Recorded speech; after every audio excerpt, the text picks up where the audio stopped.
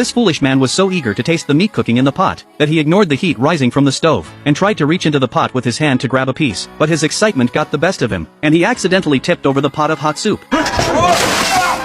Jingxian, who was an excellent lead surgeon, ended up burning his valuable left hand at that moment. The painful look on his face deeply unsettled his foster father beside him, who suddenly remembered the scar Jingxian once showed him, and bitterly said that it was a gift from his foster mother. Now seeing Jingxian's red swollen hands again, the old man suddenly felt sharp pain in his head and screamed loudly. His foster mother, seeing this, thought Jingxian had hurt her husband, so she accused him without even trying to understand the truth. Jingxian didn't want to explain further, and quickly rushed to the hospital. After treatment, his left hand turned out to be fine. With some rest, he could still perform surgery as usual. The doctor reassured him he could return to surgery soon, as long as he rested well. His hand would recover completely. When Mingqiu learned her father fainted because of Jingxian, she found him and angrily slapped him across the face. After all, her father was a patient and should not be treated like that. Seeing his ex-girlfriend once again provoked by his foster mother, Jingxian didn't want to argue with her, since he was already seen as someone unforgivable. Explaining would be pointless. Before he could recover from being hit, Mingqiu's younger brother blocked his path again. Jingxian could only find the situation ridiculous. He didn't expect the whole family to trouble him together. They all believed he had harmed his foster father. When Taishan heard about it, he immediately went to visit his father-in-law at the hospital, and from his mother-in-law's words he thought Jingxian was to blame again. He believed his son-in-law's cruelty had gone beyond reason, so Taishan decided he could no longer let Jingxian manage Sky Hospital, and planned to find someone else to take his position. This time Jingxian accepted everything without a word, because no one would believe him no matter what he said. But then he noticed something strange with his operating hand. He couldn't even hold a pen properly. Worried, he went back for another checkup. The doctor firmly said there was nothing seriously wrong, and that his temporary weakness was normal.